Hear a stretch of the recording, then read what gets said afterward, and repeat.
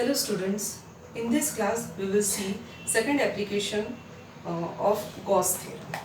Now that is electric intensity due to infinite long straight wire or charge cylinder. For that we require the diagram. This is your diagram. We have to explain it. Consider a uniform charge wire of infinite length having a constant linear charge density, that is lambda.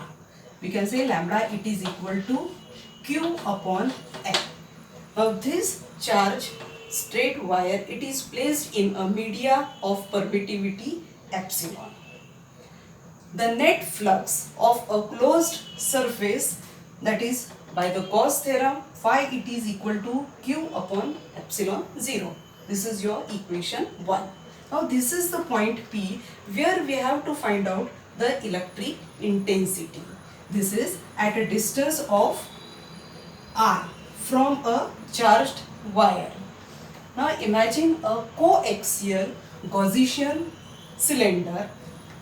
Coaxial, that means the axis it is the same. So coaxial Gaussian cylinder having the radius R and the length it is L. Now this is point P, it must be come on a Gaussian cylinder. This point P, around it a small area, that is the ds. Now in this case bisymmetrically, if we are taking, that is the magnitude of the electric field, see it is radially outward. The magnitude of electric field, it is radially, direction it is radially outward, and the magnitude at every point on the curved surface is same.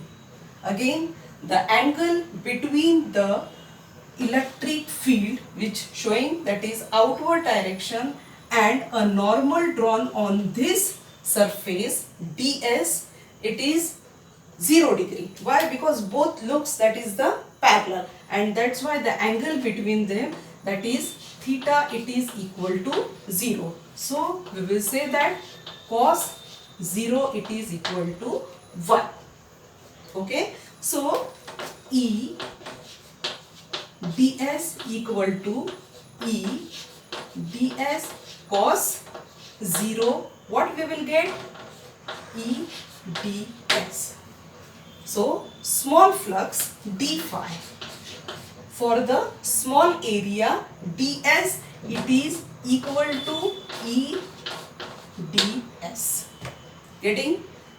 Next, the total, ये सिर्फ हमको मिला है, that is for the small area. Now we have to find out, that is the total flux. For the total flux we are taking, that is phi it is equal to integration of d phi, that is the closed surface. So what we are getting, that is integration of E ds. It will be integration of E ds. So it will be, we are getting E ds. Now ds, that is the area of the cylinder. What we are getting? E twice pi r L. This is the area of the cylinder. Now from this we are getting E, it is equal to what? See here. This is, suppose we are taking, that is the equation 2, and this is your equation 1. Now equating both equations, this is also phi and this is also phi. So equating both equation, Q upon epsilon 0, it is equal to E twice pi r L. Now we have to find out the electric intensity. So it will be E, it is equal to Q upon twice pi epsilon 0 r L. This is the electric intensity at this particular point. Now suppose if we will put the value of Q, now we have seen that, that is lambda it is equal to Q upon L. So Q it is equal to lambda L. We will substitute here. it will be lambda L twice pi epsilon 0 R L. LL it will get cancelled, and lastly we are getting that is intensity E, it is equal to lambda twice pi epsilon 0 R.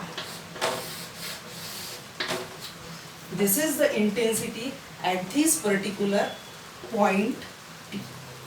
Okay, again we can say that is if lambda it is positive, then the electric intensity it will be directed outward, and when the lambda it is negative, at that time the electric intensity it will be inward direction.